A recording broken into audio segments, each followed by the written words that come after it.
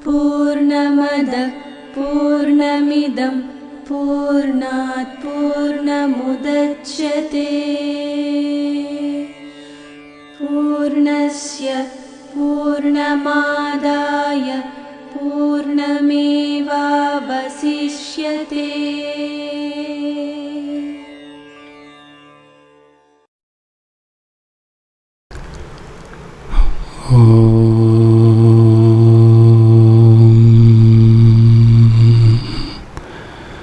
व्यासाय विष्णुरूपाय व्यासरूपाय विष्णवे नमो वै ब्रह्मनिधये वासिष्ठाय नमो नमः। नमो नमः नमो नमः। ఈరోజు అనేక మంది భగవద్గీత పట్ల ప్రేమ, విశ్వాసము, భక్తి పెంచుకుంటూ భగవద్గీత అంటే మాట్లాడే భగవంతుడే, మనల్ని నడిపించేటటువంటి భగవంతుడే మన ఇంట్లో ఈ రూపంలో కొలువై ఉండి అనుక్షణము కూడా బోధస్వరూపంగా మా హృదయాల్లోనే నిక్షిప్తమై ఆ తండ్రి మనల్ని నడుపుతున్నారు అనేటటువంటి అనుభవాన్ని ఏర్పరచుకుంటూ ముందుకు సాగుతున్నటువంటి శ్రీమద్ భగవద్గీత భక్తులను మనస్ఫూర్తిగా అభినందిస్తున్నాను.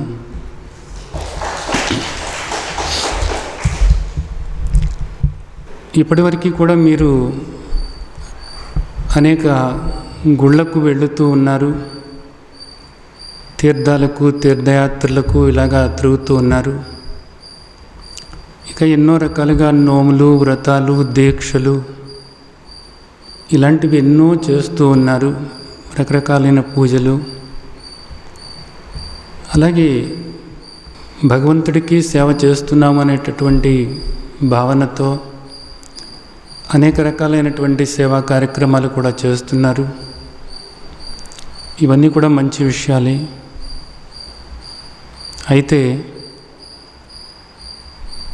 గుడికి వెళుతున్నాము, అలాగే పూజలు చేస్తున్నాము, వ్రతాలు, నోములు, దీక్షలు. అలాగే మన ఇంట్లో కూడా ఒక పూజా మందిరాన్ని ఏర్పరచుకుని రకరకాలైనటువంటి దేవుళ్లకు, దేవతలకు ఇలాగా పూజలు కూడా చేయటం అన్నది ఎన్నో సంవత్సరాల నుంచి, ఎన్నో తరాల నుంచి వస్తున్నటువంటి సాంప్రదాయం కూడా. ఈ విధంగా మనం గుడికి వెళుతున్నా లేదా ఎక్కడన్నా తీర్థయాత్రలకు వెళుతున్నా ఎందుకు వెళుతున్నాము, గుడికి ఎందుకు వెళుతున్నాము అని మనం ఆలోచించినప్పుడు దర్శనం చేసుకోవటానికి, భగవంతుణ్ణి దర్శనం చేసుకోవటానికి ఇది ముఖ్యమైనటువంటి విషయం. ఎందుకనంటే గుడికి వెళ్ళొచ్చిన తర్వాత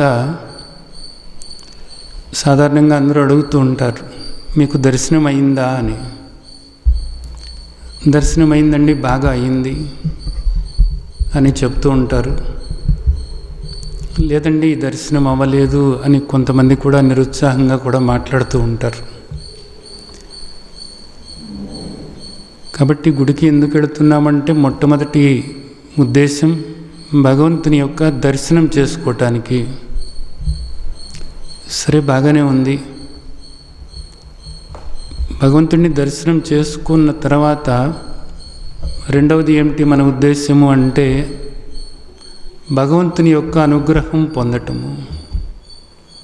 అంటే భగవద్ అనుగ్రహము అంటారన్నమాట.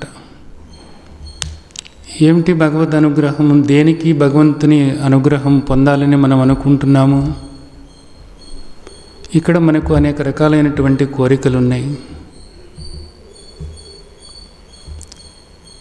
అది మీ దేహ ఆరోగ్యం దగ్గర నుంచి, అలాగే సంపాదన విషయంలో, పిల్లల విషయంలో, ఆస్తుల విషయంలో, అంతస్తుల విషయంలో, పదవుల విషయంలో,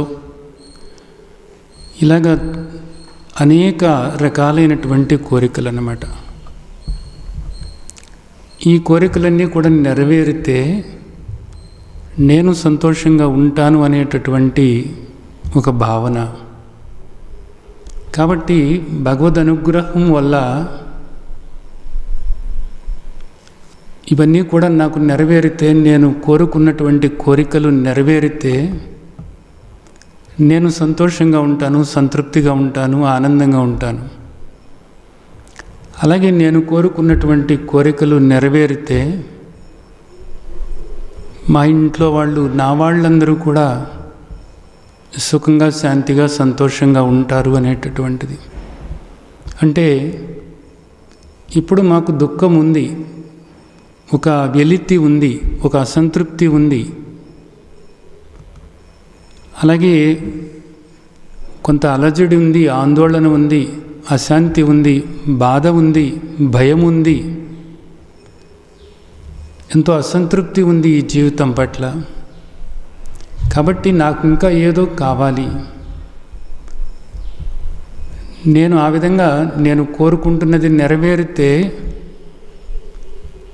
నేను అనుకున్నట్లుగా జరిగితే అప్పుడు నాకు ఈ అలజడి పోతుంది, ఆందోళన పోతుంది, అశాంతి పోతుంది, బాధ అన్నది పోతుంది, భయం అన్నది పోతుంది. నాకు ఇక ఏ వెలితి లేకుండా నేను హాయిగా ఉండగలను. నాతో పాటు నా వాళ్ళు కూడా హాయిగా, శాంతిగా ఉండగలరు. ఇందుకు నాకు భగవంతుని యొక్క అనుగ్రహం కావాలి. నా దుఃఖాన్ని పోగొట్టుకొని నేను శాంతిగా, సంతోషంగా, సంతృప్తిగా, హాయిగా, ఆనందంగా ఉండటానికి నాకు భగవంతుని యొక్క అనుగ్రహం కావాలి. ఇది రెండవ విషయం.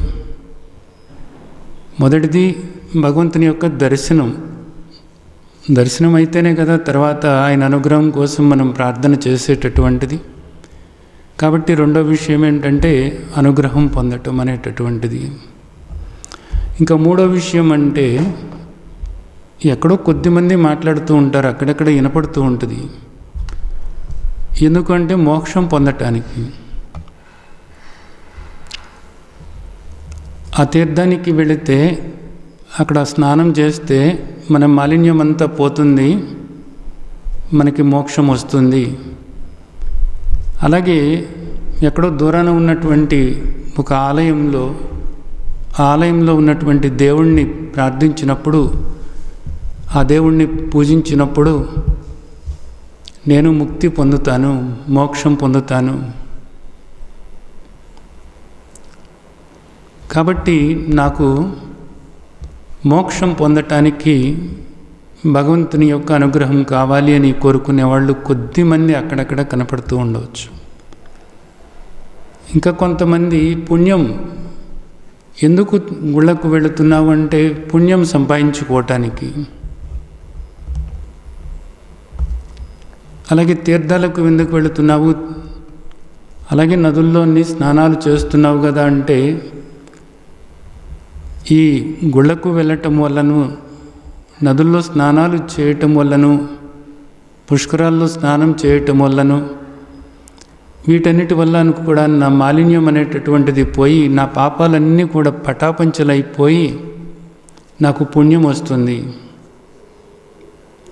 కాబట్టి నేను ఆ పుణ్యాన్ని సంపాదించుకోవటం కోసము, ఎందుకు ఈ పుణ్యము నీకు అని అడిగినప్పుడు, ఈ పుణ్యం వల్ల నేను స్వర్గలోక భోగాలు అనుభవించవచ్చు కదా రేపు, అదే కదా చెప్తున్నారు. కాబట్టి నేను ఆ స్వర్గభోగాలు అనుభవించటానికి, అలా పుణ్యలోకాలకు చేరటానికి నాకు ఈ పుణ్యం కావాలి కాబట్టి నేను ఇలాగా తిరుగుతున్నాను అనేది చెప్తూ ఉంటారు.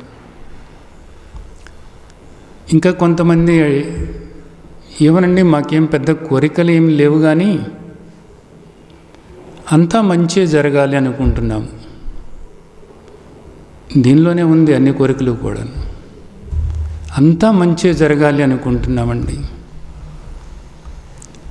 అలాగే అందరికీ కూడా మేలు జరగాలని అనుకుంటున్నాం. ఇది మంచి విషయమే. అంతా మంచి జరగాలని అనుకుంటున్నాము, అంతా కూడా సానుకూలంగా జరగాలని అనుకుంటున్నామండి అంటే చిన్న చిన్నగా అడగటం అన్నది బాగుండదు కదా. అందుకని పెద్దగా ఒక్కసారి ఒక్క మాటలో అడిగేస్తే భగవంతుడు మొత్తం అన్నీ కూడా చూసుకుంటాడు అనేటటువంటిది వీళ్ళ భావన అన్నమాట. కాబట్టి ఆ విధంగా అందరూ కూడా కొంచెం లౌక్యం, దేవుడి దగ్గర కూడా లౌక్యం అన్నమాట. ఇంకంతా మంచిగా ఉండేలాగా చూడు తండ్రి, ఎక్కువ నేనేం అడగటం లేదు అని కొంతమంది ఆ విధంగా ఉండేవాళ్ళు ఉన్నారు. అలాగే ఒక్కొక్కసారి కోరికలు తీరిన తర్వాత మొక్కుకుంటారు కదా, తండ్రి నాకు ఇదిగో ఈ కోరిక ఉంది, మా అబ్బాయికి ఉద్యోగం రావాలి తండ్రి, మా అమ్మాయి పెళ్ళి అవ్వాలి, నేను ఒక చిన్న కారు కొనుక్కోవాలి, అలాగే ఒక చిన్న ఇల్లు కట్టుకోవాలి అని ఇలాగా రకరకాల కోరికలు ఉంటాయి కదా. ఈ కోరికలు ఒక్కొక్కసారి నెరవేరుతాయి, ఒక్కొక్కసారి నెరవేరవు.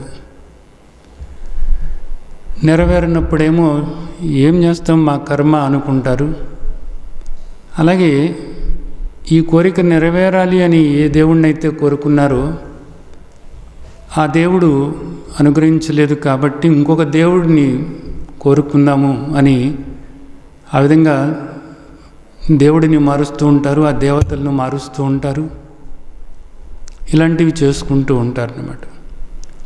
సరే, ఆ కోరిక నెరవేరినప్పుడు తండ్రి నా కోరిక నెరవేరినట్లయితే నేను నీకు ఒక కొబ్బరికాయ కొట్టుకుంటాను తండ్రి, నీ గుడికి వస్తాను తండ్రి అని ఇలాగా రకరకాలైనటువంటి కోరికలు. నీకు వస్త్రాలు సమర్పించుకుంటాను తండ్రి అని వాళ్ళ స్థాయిని బట్టి వాళ్ళు కోరినటువంటి కోరిక ఏదైతే ఉందో ఆ కోరిక యొక్క స్థాయిని బట్టి దేవుడికి మేము ఇదిగో ఈ నైవేద్యం పెట్టుకుంటాము, ఈ వస్త్రాలు ఇచ్చుకుంటాము, ఈ ఆభరణాలు చేయిస్తాము, ఈ విధంగా కోరికలు కోరుకుంటూ అవి నెరవేరాలనే దాంతో ఉంటారు. ఆ కోరిక కనుక ఒకవేళ నెరవేరినట్లయితే ఆ మొక్కు ఏదైతే ఉందో ఆ మొక్కులు తీర్చుకోవటానికి వెళ్తూ ఉంటారు. అంటే గుడికి ఎందుకు వెళుతున్నారు అంటే మొక్కుకోవటానికి, మొక్కులు తీర్చుకోవటానికి వెళుతూ ఉంటారు అన్నమాట. సరే, ఇంకా కొంతమంది ఉంటారు, గుడికి ఎందుకు వెళుతున్నావు అంటే ఏం వెళ్ళమని చెప్పారు, మా ఇంట్లో సతాయిస్తున్నారు అందుకని వెళుతున్నాను, అందరూ వెళుతున్నారు కదా నేను వెళుతున్నాను, ఏమో ఏందో మంచి జరుగుతుంది అంటున్నారు కదా అందరూ వెళ్తున్నారు నేను వెళ్తున్నాను, వెళ్ళి కాసేపు అక్కడ కూర్చుని వస్తే పోలా అనే దాంతో కొంతమంది ఆ విధంగానూ వెళ్తూ ఉంటారు. కొంతమంది చూసినట్లయితే కాలక్షేపానికి కౌరులు చెప్పుకోవటానికి వెళుతూ ఉంటారు అన్నమాట. అపార్ట్మెంట్స్ ఉంటాయి, అపార్ట్మెంట్లోంచి బయటకు రావటానికి కుదరదు, ఎక్కడికన్నా వెళదామంటే ఇక్కడ ఎటెళ్లలో కూడా తెలవదు, కాబట్టి కాసేపు స్నేహితులు కలవాలి అనుకున్నప్పుడు, పిచ్చాపాటి మాట్లాడాలనుకున్నప్పుడు కాస్త విశాలంగా ఉన్నటువంటి గుడి ఏదైతే ఉందో అది చూసుకుని అక్కడికి వెళ్ళి కాసేపు కవర్లు చెప్పుకుని కాలక్షేపం చేసి వస్తారన్నమాట. ఈ విధంగా రకరకాలుగా మనకు కనపడుతూ ఉంటారు. సరే, వీటిల్లో మనం చూసినట్లయితే ముఖ్యంగా ఇప్పుడు మనకు కావాల్సినటువంటివి ఏమిటి అంటే భగవంతుడి దర్శనం చేసుకోవటము అనేటటువంటిది. గుడికి ఎందుకు వెళుతున్నామంటే దర్శనం చేసుకోవటానికి, ఇది ముఖ్యమైనటువంటి విషయం కదా, ఇందాక అనుకున్నాం. రెండో విషయం ముఖ్యమైనది ఏది అంటే ఆయన అనుగ్రహం పొందటం అనేటటువంటిది, అంటే భగవంతుని యొక్క అనుగ్రహాన్ని పొందటము. ఇక మూడో విషయం ఏదో కొద్దిమంది మాట్లాడేటటువంటిది మోక్షం పొందటం అన్నది. ఇది ఎప్పుడో కానీ ఇలాంటి వాళ్ళు కనపడరు మనకు. ఈ మొట్టమొదటి 2 విషయాల గురించి మనమెంతో ఆలోచించాల్సి ఉంటుంది. భగవంతుని యొక్క దర్శనం చేసుకోవాలి. ఇది చాలామంది చాలాసార్లు మాట్లాడేటటువంటి మాట. దర్శనమైందా, దర్శనమైందా, ఏదో అతి కష్టం మీద దర్శనమైంది. అక్కడ తెలిసిన వాళ్ళు ఎవరో ఉన్నారు, తెలిసిన వాళ్ళతో రికమెండ్ చేయించటం వల్ల దర్శనమైంది. అక్కడ ఎవరో దొరికారు, వాడికి ఒక 100 రూపాయలు ఇవ్వటం వల్ల దర్శనమైంది. ఏదో మొత్తానికి అట్లా దర్శనం చేసుకున్నాము. సరే, దర్శనం బాగానే అయిందా? ఎక్కడ బాగా నవ్వటం, వెనకాలాళ్ళు తోస్తున్నారు, ముందాళ్ళు ఏమో నెట్టుతున్నారు, ఈ విధంగా ఉంది దర్శనం. దర్శనం అంటే అంత సులువుగా ఏమీ లేదు. అయినా సరే ఏదో విధంగా దర్శనం చేసుకున్నాంలే అనేటటువంటిది మాట్లాడుతూ ఉంటారు. అంటే ఈ మాటలన్నీ కూడా మనకు తెలిసినటువంటి మాటలే. ఇవన్నీ ఎప్పుడు వినేటటువంటి మాటలే, తెలవనటువంటివి ఏవీ లేవు కదా. సరే, బాగానే ఉంది. దర్శనం చేసుకున్నాము అంటున్నారు, బాగానే ఉంది. ఎవరి దర్శనం చేసుకున్నారు? అక్కడ ఆ గుళ్ళో ఏ దేవుడు ఉన్నాడో ఆ దేవుడి యొక్క దర్శనం చేసుకున్నారు. ఆ దేవుడు దర్శనమైంది. తర్వాత ఏం చేశారు? ఆ గుళ్ళో వెంకటేశ్వర స్వామి ఉన్నారు, వెంకటేశ్వర స్వామికి దర్శనం చేసుకున్నాము.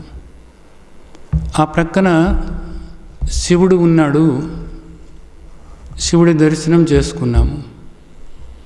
ఆ ప్రక్కన రాముడు ఉన్నాడు, రాముడి దర్శనం చేసుకున్నాము. ఈ ప్రక్కన కృష్ణుడు ఉన్నాడు, కృష్ణుడు దర్శనం చేసుకున్నాము. అలాగే పక్కన బాబా ఉన్నారు, బాబా దర్శనం చేసుకున్నాము. అమ్మవారి దర్శనము చేసుకున్నాము. నాగేంద్ర స్వామి దర్శనము చేసుకున్నాము. అయ్యప్ప స్వామి దర్శనము చేసుకున్నాము. ఈ విధంగా అందరి దర్శనము కూడా చేసుకున్నాము. అందరి దర్శనము చేసుకున్నాము. ఒక 2 రోజులు పట్టింది, కానీ మొత్తానికి అందరి దర్శనము చేసుకుని వచ్చాం. బాగానే ఉంది, మంచిది. ఇప్పుడు అసలు ఇందరి దర్శనం చేసుకున్నావు కదా నువ్వు, భగవంతుడంటే ఎవరు?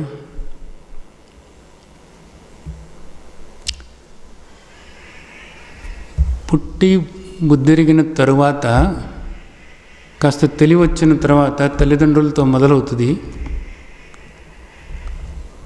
ఆ తర్వాత నెమ్మదిగా ఇది అలవాటు అవుతుంది.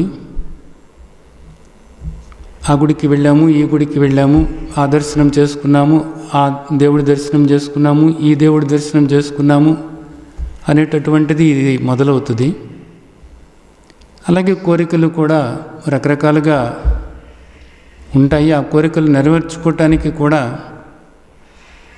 ఒక్కొక్క దేవుడు ఒక్కొక్క రకమైన కోరిక బాగా నెరవేరుస్తారు అనేటటువంటిది కూడా ఇక్కడ ప్రజల్లో ఉన్నటువంటి ఒక ఆలోచన. ఈ కోరిక అయితే పలానా గుడికి వెళ్ళు, అక్కడ నీ కోరిక బాగా నెరవేరుతుంది అనేటటువంటిది చెప్తూ ఉంటారు. అందరికీ నెరవేరుతుందా? అది కానే కాదు. సరే, దానికి కొన్ని కారణాలు ఉన్నాయి, అవి ఇప్పుడు మనం మాట్లాడుకోవటం లేదు. సరే, ఇంతమంది నువ్వు దర్శనం చేసుకున్నావు, బాగానే ఉంది.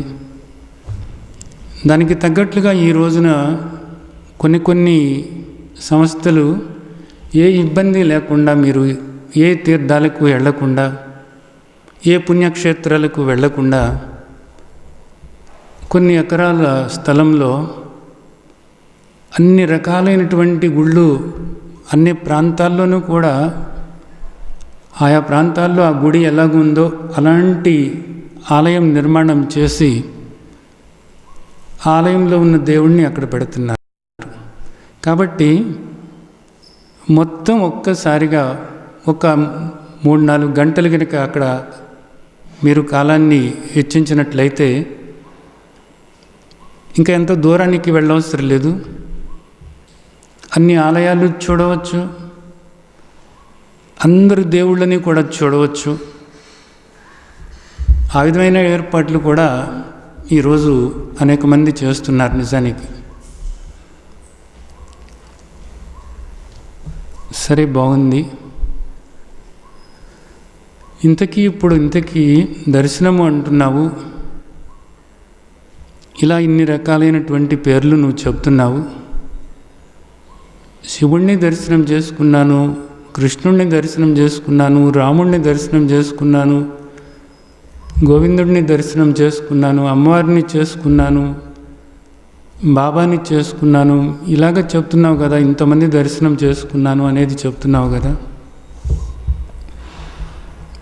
భగవంతుడు భగవంతుడు అనే మాట ఒకటి నువ్వు మాట్లాడుతున్నావు కదా.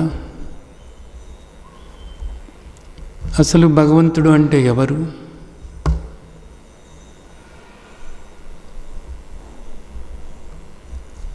భగవంతుడు అంటే ఎవరు? రాముడుగా కనపడుతున్నది భగవంతుడు అనుకుంటున్నావా, లేకపోతే కృష్ణుడు భగవంతుడు అనుకుంటున్నావా, లేకపోతే వెంకటేశ్వర స్వామి భగవంతుడు అనుకుంటున్నావా? ఎవరిని నువ్వు భగవంతుడు అనుకుంటున్నావు?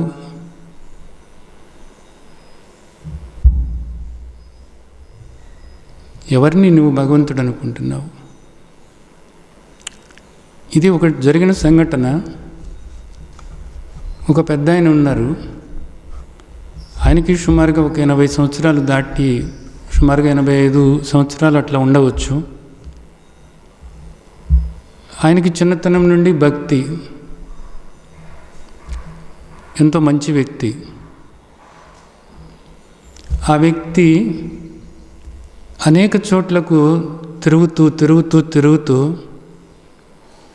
మొత్తం ఈ భారతదేశంలో ఉన్నటువంటి దేవాలయాలన్నీ కూడా చూశాడంట.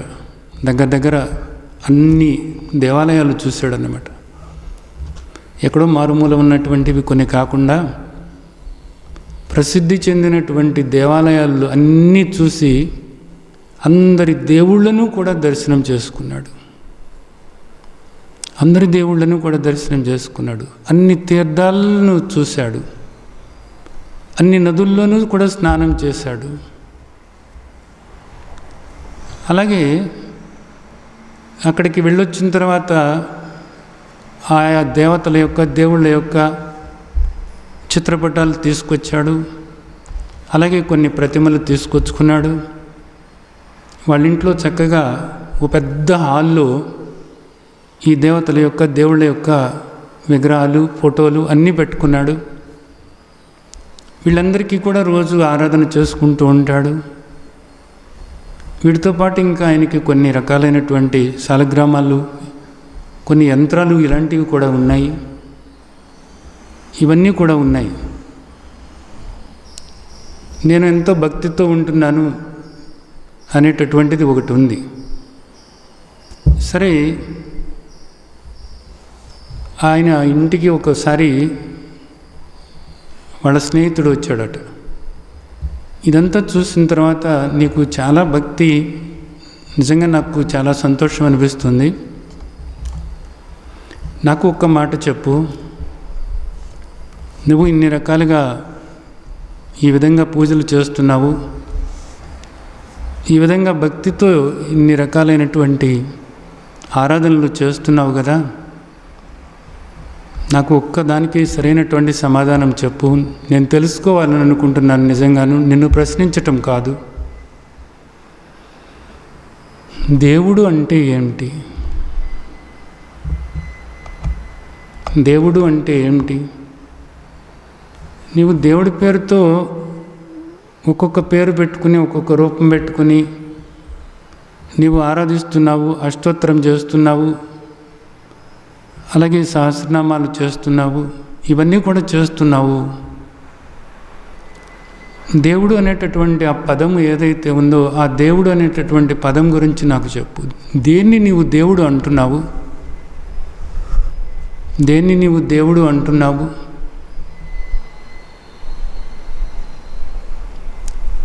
నీవిప్పుడు మనిషిగా ఉన్నావు. ఈ మానవ దేహం రావాలని నువ్వు కోరుకోలేదు కదా. నువ్వు ఏ దేవుణ్ణి మొక్కుకోలేదు కదా, ఏ దేవత అనుగ్రహానికి కూడా నీవు ప్రార్థించలేదు కదా, ఆయా దేవతల్ని నువ్వు ప్రార్థించలేదు కదా, నీవు మొక్కుకోకుండానే, నువ్వు ప్రార్థించకుండానే, నువ్వు కోరకుండానే నీకు ఈ మానవ దేహం వచ్చింది కదా. నిజానికి మానవ జన్మ ఉత్తమమైంది అనేది కూడా నువ్వు చెప్తున్నావు కదా. ఇంత ఉత్తమమైనటువంటి మానవ జన్మ నీకు వచ్చింది అంటే ఇది నీకు శివుడి ప్రసాదమా, రాముడి ప్రసాదమా, బాబా ప్రసాదమా, ఆంజనేయ స్వామి ప్రసాదమా, సాంబశివుడు ప్రసాదమా, గణేశుడు ప్రసాదమా, కుమారస్వామి ప్రసాదమా? ఇది ఎవరి ప్రసాదం? లేకపోతే నువ్వు ఏ కుక్కగానో, నక్కగానో, గాడిదగానో, పిల్లిగానో, బల్లిగానో, దోమగానో, ఏగగానో పుట్టి ఉండేవాడివేమో కదా. అవేవీ కాకుండా నీవు మనిషిగా, ఇప్పుడు మనిషిగా పుట్టావంటే ఇది నిజానికి గొప్ప అదృష్టమే కదా నీకు. ఇది నిజానికి ఎంతటి అదృష్టం ఇది నీకు. నువ్వు ఏ కుక్కగానో పుడితే, ఏ పందిగానో పుట్టినట్లయితే ఎక్కడో మురుగుంటలో ఆ మలాన్ని తింటూ ఉండేవాడివి. ఏ కుక్కగానో పుట్టినట్లయితే ఒక ముద్ద అన్నం తినడానికి ఎవరింట్లో దూరదామా అని చూసి వాళ్ళతో దెబ్బలు తింటూ ఉండేదానివి కదా, అలా ఉండేవాడివి కదా. కానీ ఇప్పుడు చూడు, ఎంత దర్జాగా బ్రతుకుతున్నావో చూడు, ఎంత గొప్పగా బ్రతుకుతున్నావో చూడు. నీవు ఎక్కడికంటే అక్కడికి అలా హాయిగా తిరుగుతున్నావు, విమానాల్లో తిరుగుతున్నావు, చక్కగా తిరుగుతున్నావు, ఇన్ని దేవాలయాలకు వెళ్ళావు. ఎంతో ఖర్చుతో ఇంతమంది దేవతలను, ఇంతమంది దేవుళ్ళను ఇక్కడ పెద్ద హాలు కట్టించుకొని నువ్వు అందరినీ పెట్టుకుని నువ్వు ఆరాధిస్తున్నావు కదా. ఇదంతా కూడా నీకు ఇంత అనుగ్రహం నీకు లభించింది అంటే, ఇంత అదృష్టము నిన్ను వరించింది అంటే ఇది నిజానికి ఎవరి అనుగ్రహము? అది నాకు చెప్పు, అది నాకు చెప్పు. ఇక్కడ ఉన్నటువంటి ఇంతమంది దేవతల్లో, ఇంతమంది దేవుళ్ళలో, ఇంతమంది బాబాల్లో, ఇంతమంది స్వామీజీలు ఫోటోలు కూడా పెట్టుకున్నావు కదా. నువ్వు ఎవరి అనుగ్రహం వల్ల నీకు ఈ మానవ దేహం వచ్చిందని నువ్వు అనుకున్నావు అంటే అది భగవంతుని యొక్క అనుగ్రహం వల్ల. అది నేను అడుగుతున్నానయ్యా, భగవంతుని యొక్క అనుగ్రహము అంటున్నావు నువ్వు. రాముడి అనుగ్రహము, కృష్ణుడి అనుగ్రహము, బాబా అనుగ్రహము, లేకపోతే నాగేంద్ర స్వామి అనుగ్రహము, స్కందుడి అనుగ్రహము అని నువ్వు అనటం లేదు. ఎందుకంటే మీ తల్లిదండ్రులు కూడా ఎవరిని కోరుకోలేదు. నువ్వు పుడతావని కూడా వాళ్ళకి తెలియదు. నువ్వు గర్భంలో ఉన్నప్పుడు నువ్వు ఆడ పిల్లవో లేకపోతే మగ పిల్లాడివో కూడా పాపం వాళ్ళకి అప్పుడులో తెలియదు. వాళ్ళు ఎవరిని, ఏ దేవుణ్ణి, ఎవరిని కూడా కోరుకోలేదు కదా. కానీ నీకు ఆ అనుగ్రహం లభించింది. మరి ఇది ఎవరి అనుగ్రహం అన్నప్పుడు నువ్వేమంటున్నావు? ఇప్పుడైతే నువ్వు కొన్ని చెప్తున్నావు. ఆ దేవుడి వల్ల నాకు ఇది వచ్చింది, ఈ దేవత వల్ల నాకు ఇది వచ్చింది, అలాగే ఈ బాబాను ప్రార్థించటం వల్ల నాకు ఈ పని జరిగింది, ఆ తీర్థానికి వెళ్ళి స్నానం చేయటం వల్ల నా రోగం తగ్గింది అని కొన్ని నువ్వు ఇప్పుడు చెప్తున్నావు కదా. మరి నాకు ఈ దేహం రావాలి, ఈ మానవ దేహం రావాలి, నేను మనిషిగా పుట్టాలి అని నువ్వు కోరుకోలేదు కదా. నువ్వు కోరుకోలేదు కదా. మరి ఇది ఎవరి అనుగ్రహం అన్నప్పుడు నువ్వేమంటున్నావు? భగవంతుని అనుగ్రహము అంటున్నావు. ఈ భగవంతుడు ఎవరో నాకు చెప్పు. ఈ భగవంతుడు ఎవరో నాకు చెప్పు. ఈ భగవంతుడి అనుగ్రహం నేను ఎలా పొందాలో నాకు చెప్పు. అలాగే ఈ భగవంతుడు ఎక్కడ ఉన్నాడో నాకు చెప్పు. అలాగే ఈ భగవంతుడి దర్శనం నేను చేసుకోవాలనుకుంటున్నాను. ఈ భగవంతుడి దర్శనం నేను చేసుకోవాలనుకుంటున్నాను. ఈ భగవంతుడి అనుగ్రహం నేను పొందాలనుకుంటున్నాను. నాకు ఈ రెండే విషయాలు ఇక్కడ. ఇది నేను కాలక్షేపం కోసం కాదు చేస్తున్నది, నేనేదో మొక్కుబడిగా కాదు నేను కోరుతున్నది. సత్యమేదో నేను తెలుసుకోవాలనుకుంటున్నాను. ఎందుకనంటే నేను కూడా నీలాగానే కొద్ది గొప్ప ఇలాగే చేశాను కూడా, కానీ నాకు సంతృప్తిగా అనిపించటం లేదు. ఏది చేయాలో నాకు తెలవటం లేదు. ఒక్కొక్కళ్ళు ఒక్కొక్క రకంగా నాకు చెప్తున్నారు. ఒకరోజు ఒక దేవతను పూజించమంటారు, పూజించితే ఇదే నీకు అన్ని విధాలుగా కూడా ఉపయోగపడుతుంది అంటున్నారు. అలా చెప్పిన వ్యక్తి రెండో రోజు వచ్చి ఎక్కడో ఒక గుడి పేరు చెప్పి ఆ గుడికి వెళ్ళు, అక్కడ దేవుడు చాలా మహిమాన్వితుడు, ఆ దేవుడిని పూజించితే, ఆ దేవుడికి నీవు నైవేద్యం పెడితే అప్పుడు నీకెంతో మేలు జరుగుతుంది అని చెప్తున్నారు. నిజమే కదా అని చెప్పేసి అక్కడి దాకా వెళితే ఆ తరువాత ఆయనే మళ్ళీ ఏం చెప్తున్నారు, అక్కడ తీర్థం అన్నది ఒకటి ఉంది, ఆ తీర్థంలో నువ్వు స్నానం చేస్తే నీకు సకల పాపాలు కూడా పటాపంచలైపోతాయి, భస్మీపటలమైపోతాయి. పూర్తిగా పాపాలన్నీ పోయి నీ జీవితం అంతా కూడా వైభవమే వైభవం అని చెబుతున్నారు. ఏది చేయాలి నేను? అసలు ఎవరిని ఆరాధించాలి? అలాగే ఒక పక్కన మళ్ళీ ఏం చెబుతున్నారు, నీకు ఏకాగ్రత ఉండాలి, శ్రద్ధ ఉండాలి, శ్రద్ధ భక్తి అని చెబుతున్నారు. ఆ భగవంతుడి మీద నీకు విశ్వాసం ఉండాలి అని చెబుతున్నారు. సరే, ఒక దేవుడిని నేను ఆరాధిస్తున్నప్పుడు ఆ దేవుడి పట్ల నేను విశ్వాసం ఏర్పరచుకుంటున్నాను. ఇది కొంచెం కష్టమే. అయినప్పటికీ కూడా ఆ దేవుడి గురించి నేను ఆలోచించుకుంటూ ఆ దేవుడి పట్ల విశ్వాసం ఏర్పరచుకుని ఆ దేవుడి పట్ల భక్తి భావన ఏర్పరచుకుంటున్నాను. ఎవరైతే నాకు ఈ విధంగా చెప్పారో ఆ వ్యక్తే మళ్ళీని ఇంకొక దేవత పట్ల నువ్వు విశ్వాసంగా ఉండాలి అని చెప్తున్నారు. ఇంకొక బాబా పట్ల విశ్వాసంగా ఉండాలి అని చెప్తున్నారు. ఈ విధంగా చెప్తున్నప్పుడు ఇదంతా కూడా నిజానికి నాకు చాలా అయోమయంగానే అనిపిస్తుంది. అందుకే ఈరోజు నేను నిన్ను అడుగుతున్నాను, నీ స్నేహితుడిగా నేను అడుగుతున్నాను,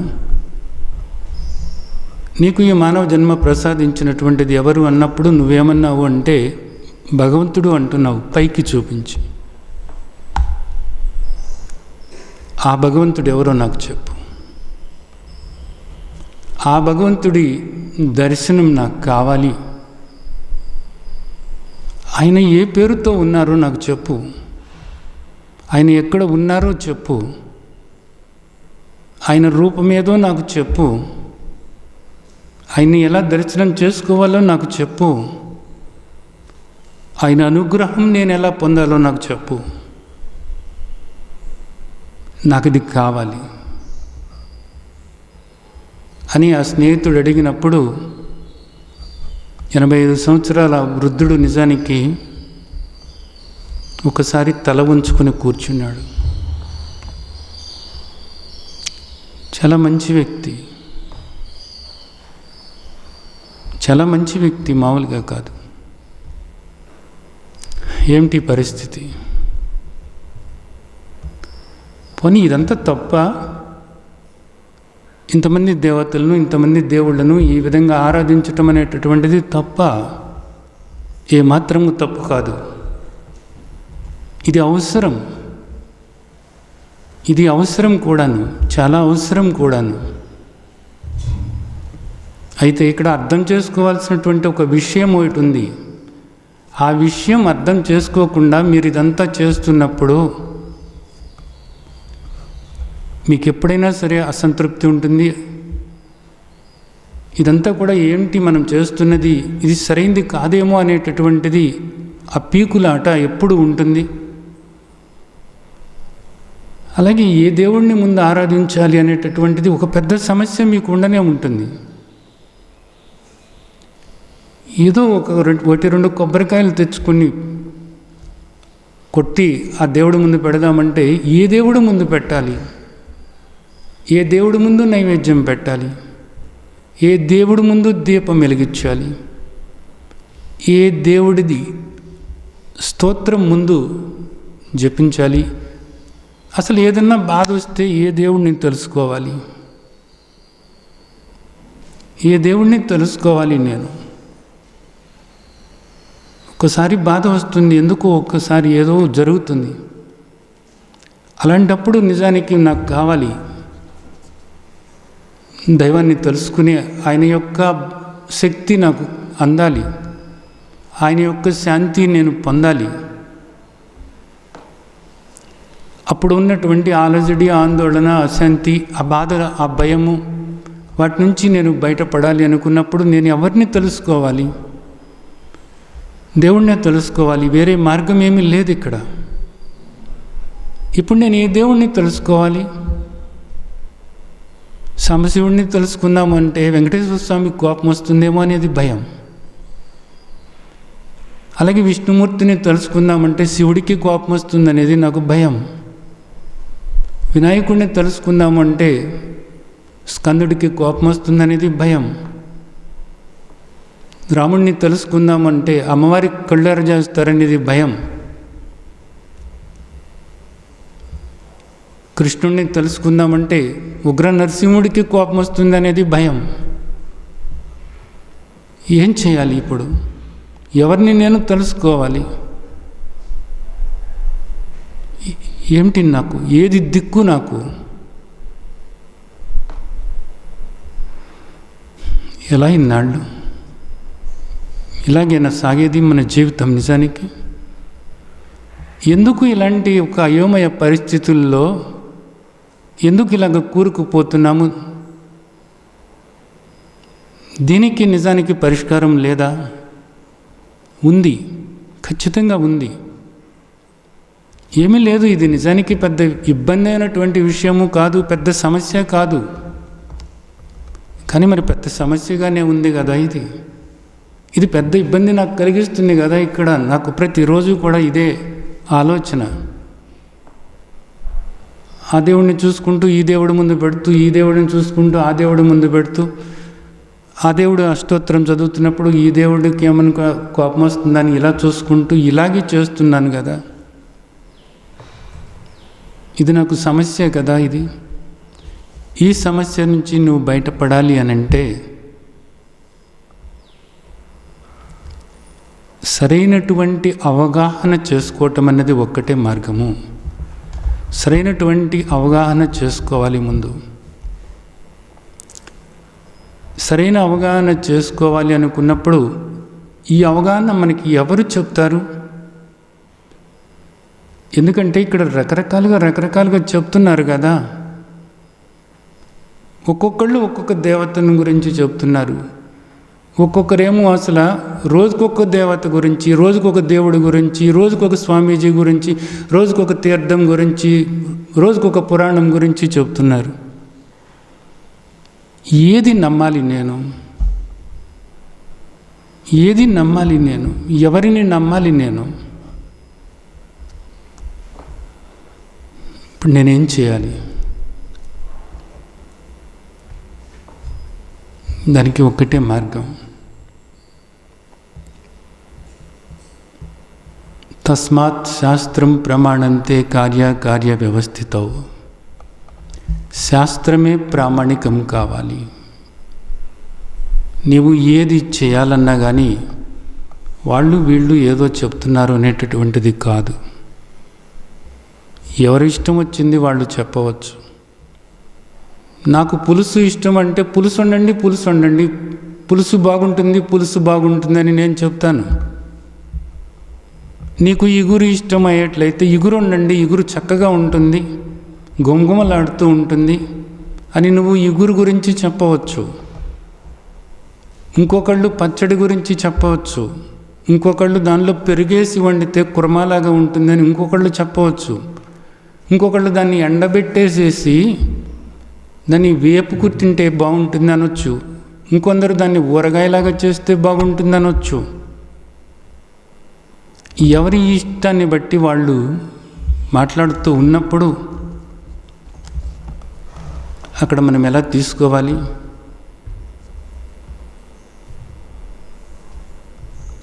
ఒకళ్ళకి వంకాయ పులుసు అంటే ఇష్టం, ఒకళ్ళకి వంకాయ కూర అంటే ఇగురంటే ఇష్టం, ఒకళ్ళకి కుర్మా అంటే ఇష్టం, ఒకళ్ళకి ఏపుడంటే ఇష్టం, ఒకళ్ళకి గుత్తి వంకాయ అంటే ఇష్టం, ఒకళ్ళకి వంకాయ రోటి పచ్చడి అంటే ఇష్టం, ఒకళ్ళకి పట్టుడు పచ్చడి అంటే ఇష్టం. కానీ ఒకటి గుర్తుంచుకో, ఇక్కడ వంకాయ ఒక్కటే. ఇది మర్చిపోతున్నారు. వాళ్ళకి ఆయా ఇష్టాలు ఉండవచ్చునేమో, కాదనటం లేదు. కానీ వంకాయ అనేటటువంటిది ఒక్కటే, అన్నిట్లోనూ కూడా ఉన్నది వంకాయే. అది వంకాయ కావచ్చు, లేకపోతే బెండకాయ కావచ్చు, ఏదైనా అది ఒక్కటే ఉంది. ఇది సరైనటువంటి రీతిలో నువ్వు అవగాహన చేసుకున్నప్పుడు నీకు ఇక్కడ ఏది సమస్య లేనే లేదు. కాబట్టి ఎవరో ఏదో చెప్పటం అన్నది కాదు, శాస్త్రమే ప్రామాణికం అనేది మనకు చెప్తున్నారు. ఎవరు చెప్తున్నారు? భగవాన్ ఉవాచ. నువ్వు ఇందాక అన్నావు చూడు, నీకు ఈ మానవ జన్మ ఎవరు ఇచ్చారు అంటే భగవంతుడు అన్నావే. అలా పైకి చూసి పైకి చెయ్యి పెట్టి భగవంతుడు అన్నావే, ఆ భగవంతుడు చెప్తున్నారు. భగవాన్ ఉవాచ అంటే భగవంతుడు చెప్తున్నారు. ఇప్పుడు నువ్వు నమ్ముతావా లేదా?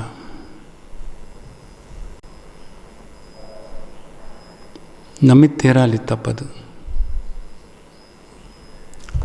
శాస్త్రమే ప్రామాణికమన్నారు, బాగానే ఉంది.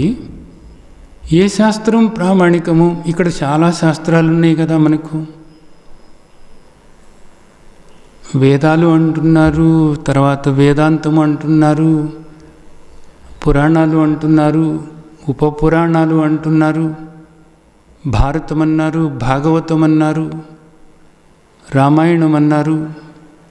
ఇలాగ ఎన్నో ఎన్నో ఎన్నో ఉన్నాయన్నమాట. రకరకాలైనటువంటి గీతలు ఉన్నాయి. ఇవన్నీ కూడా శాస్త్రాలే. మనకి ఇంతమంది దేవుళ్ళు ఉన్నట్లుగానే ఇన్ని రకాల శాస్త్రాలు ఉన్నాయి మనకు. ఒక పురాణంలోనేమో శివుడు గొప్పవాడు అని చెప్తారు, విష్ణువునేమో కొంచెం కించపరిచినట్లు మాట్లాడుతున్నారు. ఒక దానిలోనేమో అమ్మవారే గొప్ప అని మాట్లాడుతున్నారు. అక్కడ శివుణ్ణి విష్ణువుని కాస్త కించపరిచినట్లు మాట్లాడుతున్నారు. ఎవరిని ఆశ్రయించాలి అనేటటువంటిది మరలా అక్కడ సమస్యగానే ఉంది కదా. ఇవన్నీ మనకు శాస్త్రాలే కదా, అవన్నీ శాస్త్రాలే. వాటన్నిటినీ కూడా సమన్వయం చేసి మనకు శ్రీమద్ భగవద్గీత అందించారు. శ్రీమద్ భగవద్గీత.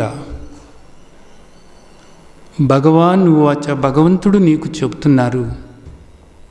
వీటన్నిటినీ కూడా అర్థం చేసుకోవటానికి వీలైనటువంటి రీతిలో, వీటన్నిటినీ కూడా సమన్వయం చేసుకోవటానికి వీలైనటువంటి రీతిలో నీకున్నటువంటి సకల సందేహాలను కూడా నివృత్తి చేసుకోవటానికి అనువైనటువంటి రీతిలో నీవు ఏది కోరుకుంటున్నావో ఖచ్చితంగా ఇక మరే సందేహము లేకుండా అది తెలుసుకునే విధానంలో, ఏది తెలుసుకుంటే ఇక తెలుసుకోవాల్సింది లేదో అంత నిక్కచ్చిగా అలాంటి జ్ఞానాన్ని నీకు స్వయంగా భగవంతుడే అందిస్తున్నారు కదా. ఇక్కడ భగవాన్ ఉవాచ, ఆ పదం చూడు, ఎంత అద్భుతమైనటువంటిది ఇది. భగవాన్ ఉవాచ అంటే ఏమిటి? భగవంతుడు చెప్తున్నారు. నీవు రాముడి దగ్గరికి వెళ్ళినా, కృష్ణుడి దగ్గరికి వెళ్ళినా, అమ్మవారి దగ్గరికి వెళ్ళినా, వెంకటేశ్వర స్వామి దగ్గరికి వెళ్ళినా, అయ్యప్ప స్వామి దగ్గరికి వెళ్ళినా, వినాయకుడి దగ్గరికి వెళ్ళినా దేవుడు దేవుడు అంటున్నావు కదా. ఆ దేవుడే కదా భగవంతుడు అంటే. భగవంతుడు అనేటటువంటిది ఆయన ఒక్కడే అనేది నువ్వు చెప్తున్నావు కదా. సృష్టికర్త ఒక్కళ్ళ, లేకపోతే 2, 3, 4, 5, 10 మంది, 15 మందినా? ఒక్కడే. సృష్టికర్త ఒక్కడే. ఇది అందరూ కూడా చెప్పేదే కదా. ఆ ఒక్కడే భగవాన్ అనబడుతున్నాడు. ఆ ఒక్కడే భగవంతుడు అనబడుతున్నాడు. ఆ ఒక్కడే పరమాత్మ అనబడుతున్నాడు. ఆ ఒక్కడే పరంధాముడు అనబడుతున్నాడు. ఆ ఒక్కడే పరబ్రహ్మ అనబడుతున్నాడు. ఆ ఒక్కడే దేవాది దేవుడు అనబడుతున్నాడు. ఆయన మనకి బోధ చేస్తే, ఆ పరమాత్మ మనకు బోధ చేస్తే ఏ విధంగా ఉంటుందో ఇదిగో ఈ విధంగా ఉంటుంది. ఏ విధంగా ఉంటుంది? ఇదిగో ఈ విధంగా ఉంటుంది.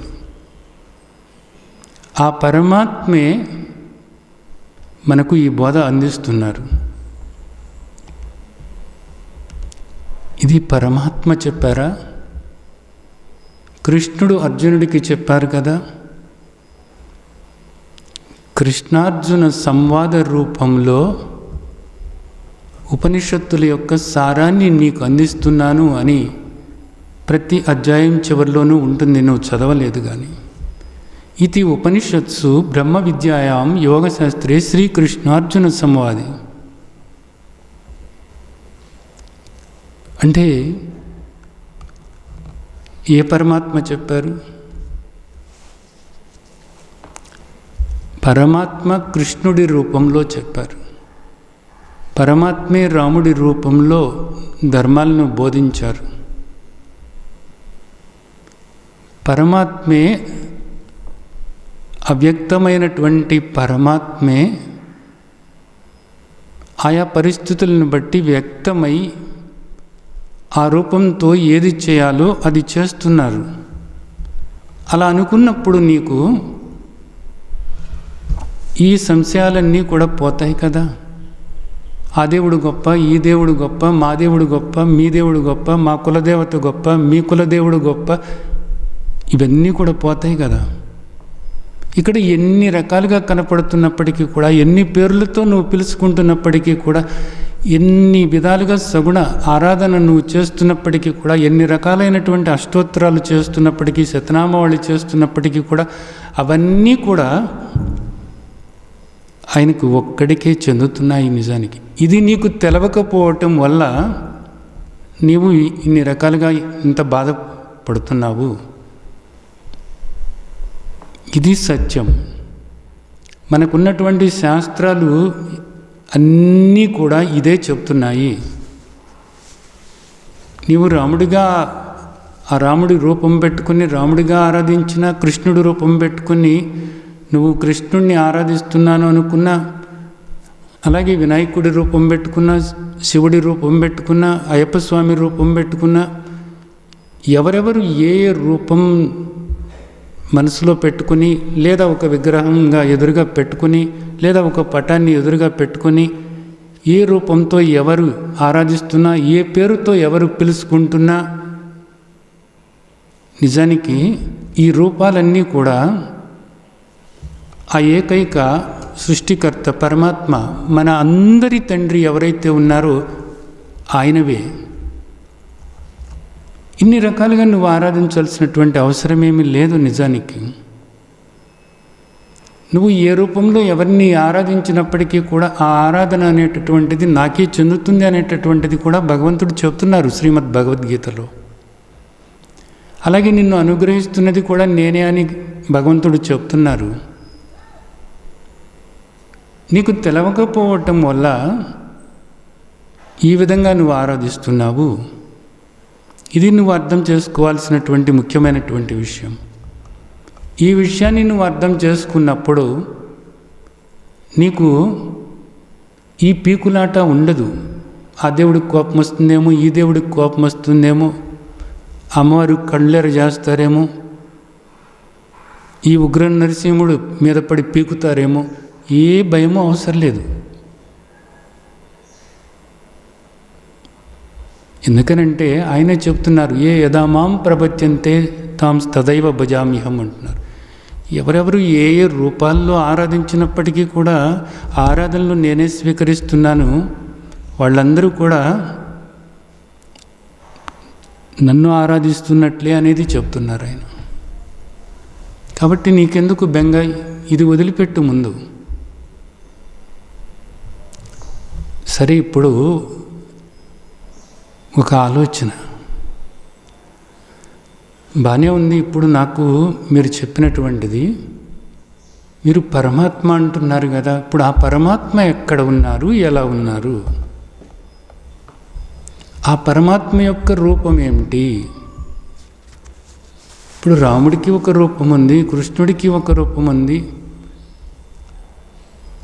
ఆ పరమాత్మే ఈ రూపంతో వచ్చి అక్కడ రావణాసురుణ్ణి చంపాడు అంటున్నారు. ఆ పరమాత్మే ఇదిగో ఈ కృష్ణ రూపంలో వచ్చి చిన్నతనం నుంచి రాక్షసుల్ని కొందరిని చంపుతూ ఆ తర్వాత ఇదిగో ఆ పాండవుల చేత అక్కడ దుష్టులందరినీ కూడా సంహరింపచేశారు అనేటటువంటిది. అలాగే నరసింహస్వామిగా వచ్చి ఆ ప్రహ్లాదుడికి నేను ఎక్కడైనా ఉన్నాను అనేటటువంటిది, ప్రహ్లాదుడు అన్న మాట ఏదైతే ఉందో దాన్ని నిరూపణ చేశారు ఆయన. మరి ఇప్పుడు ఆయన నిజానికి ఏ రూపంతో ఉన్నట్లు? కృష్ణ రూపంలో ఉంది, రామరూపంలో ఉంది, నరసింహ రూపంలో ఉంది, అన్నీ కూడా ఆయనే అయినప్పుడు మరి ఇప్పుడు నేను ఏ రూపంతో ధ్యానించినప్పటికీ కూడా, ఏ రూపంతో ఆరాధించినప్పటికీ కూడా ఆయనకే చెందుతుందని మీరు చెప్తున్నారు కదా. ఆయన రాముడిని ఆరాధించినా పరమాత్మకే చెందుతుంది, కృష్ణుడిని ఆరాధించినా పరమాత్మకే చెందుతుంది, వెంకటేశ్వర స్వామిని ఆరాధించినా పరమాత్మకే చెందుతుంది అన్నప్పుడు ఆయన ఎలా ఉన్నారు? ఆయన ఎలా ఉన్నారు అంటే ఇక్కడ ఆలోచించాల్సినటువంటి విషయం. ప్రహ్లాదుడు చెప్తున్నాడు, ఏమని చెప్తున్నాడు? ఇందుగలడు అందులేడును సందేహము వలదు, ఎందెందు వెతికి చూసిన అందందే కలడు అని చెప్తున్నారు. ఏంటి, అన్నిట్లోనూ ఉన్నారా? అంతటా ఉన్నారా? ఉన్నారు ఉన్నారు ఉన్నారు ఉన్నారు అనగానే ఇప్పుడు మనకి సందేహం వస్తుందన్నమాట. ఏంటి, ఒక స్తంభాన్ని పగలగొట్టేస్తే మనకి నరసింహస్వామి బయటకు వస్తారా అని. మీరు ఇక్కడ ఈ స్తంభాలు పగలగొడితే నరసింహస్వామి బయటికి రారు. చాలాసార్లు చాలా పగలగొడతానే ఉన్నారు కదా మీరు. ఎప్పుడు ఎక్కడ కూడా మీకు అలాగే నరసింహస్వామి ఆ స్తంభాల్లోంచి బయటకు వచ్చినటువంటి దాఖలా లేదు కదా. మరి ఎట్లా తెలుస్తుంది? ఎట్లా తెలుస్తుందంటే దాని అర్థము వేరు. నీవు ప్రామాణికమైనటువంటి శాస్త్రం శ్రీమద్ భగవద్గీత శ్రద్ధగా శ్రవణం చేసి మననం చేస్తే అప్పుడు నీకు యథార్థమైనటువంటి పరమాత్మ గురించి, యథార్థమైనటువంటి సత్యస్వరూపమైనటువంటి భగవంతుడి గురించి నీకు తెలుస్తుంది. అలాగే ఇందాక అడిగావు కదా, ఆయన ఎక్కడ ఉన్నారు అని. ఎక్కడ ఉన్నారు అని కాదు, ఎక్కడ లేరు, అంతటా ఉన్నది ఆయనే అనేది నీకు తెలుస్తుంది. మరి అంతటా ఉన్నప్పుడు, ఏ రూపంతోనూ లేనప్పుడు మరి ఆయన్ని నేను ఎలాగ దర్శించుకోవాలి? ఇది ఇక్కడ ఉన్నటువంటి సమస్య. మనకి దర్శనం కావాలి, ఎందుకని అలవాటు పడిపోయి ఉన్నాం కదా. రూపంతో ఉన్నటువంటి పరమాత్మను దర్శనం చేసుకోవటం అనేది మనకు అలవాటైంది. ఈ రూపాలేమో మారుతున్నాయి, అంటే ఒక్కొక్క యుగానికి ఒక్కొక్క రూపంలాగా అన్నట్లుగా మారినాయి కదా. ఈ రూపాలు మారుతున్నప్పుడు మరి రూపం లేని పరమాత్మను నేను ఎలాగ దర్శించుకోవాలి? ఎందుకంటే ఆయనే ఇన్ని రూపాలతో కనపడుతున్నారన్నప్పుడు ఇప్పుడు నాకు ఆశ కలుగుతుంది, అసలు ఆయన్నే పట్టుకుంటే పోలా. అన్నిటికన్నా ఎక్కువ లాభం రావాలనుకుంటాం కదా మనం. చిన్న చిన్నటికి సంతృప్తి పట్టడం లేదు కదా. అందుకని కొడితే ఒక్కసారి ఏనుగు కుంభస్థలాన్ని కొట్టాలంటారే, అలాగా ఇన్ని రూపాలతో ఇక్కడ ఇబ్బంది పడే కన్నా కూడా ఆ రూపం లేని పరమాత్మే ఇన్ని రూపాలకు కారణమన్నప్పుడు, ఈ విశ్వానికి కూడా ఆయనే కారణం అన్నప్పుడు ఆయన్ని నేను పట్టుకోవాలి అనుకుంటున్నాను. ఆ మారనటువంటి పరమాత్మను నేను దర్శించాలి అనుకుంటున్నాను. ఆ మారినటువంటి పరమాత్మకు దగ్గరవ్వాలనుకుంటున్నాను. ఆ మారినటువంటి పరమాత్మ యొక్క అనుగ్రహం నేను పొందాలనుకుంటున్నాను. ఈ కోరిక సమంజసమే కదా? మీరు ఆలోచించండి.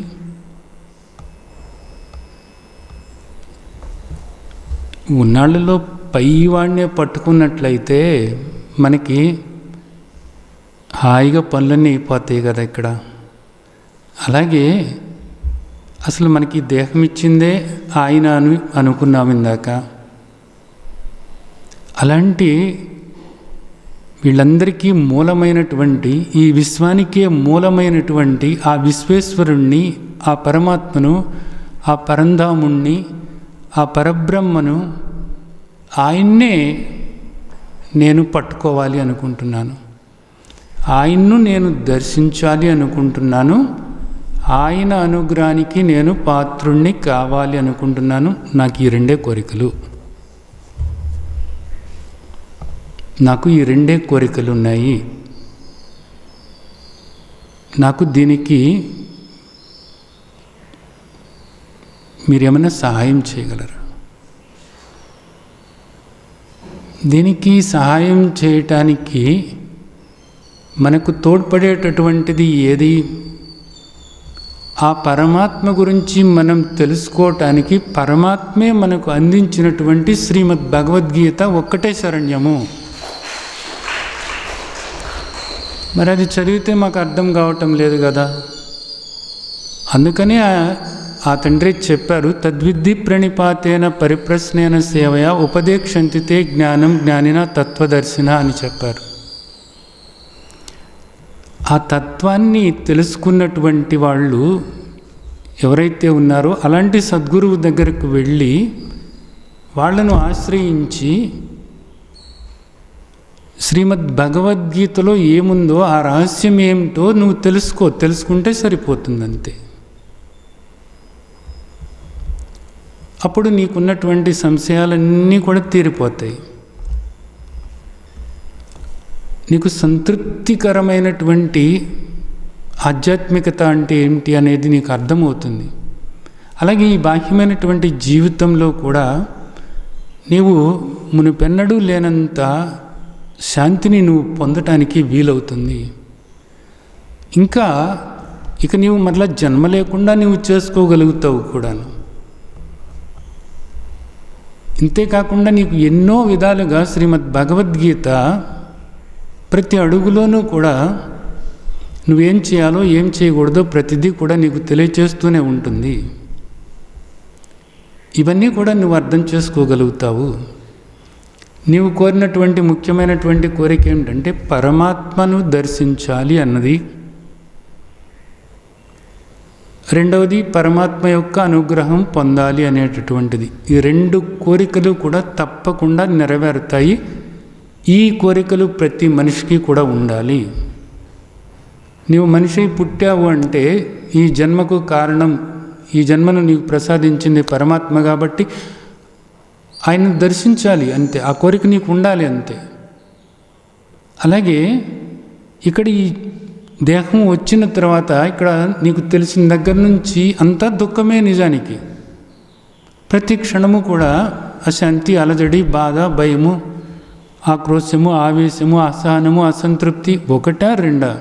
దానికి తోడు ఈర్ష్య, అసూయ, ద్వేషము ఇలాంటి ఆలోచనలు, దిక్కుమాలిన ఇవన్నీ కూడా వస్తూనే ఉన్నాయి కదా.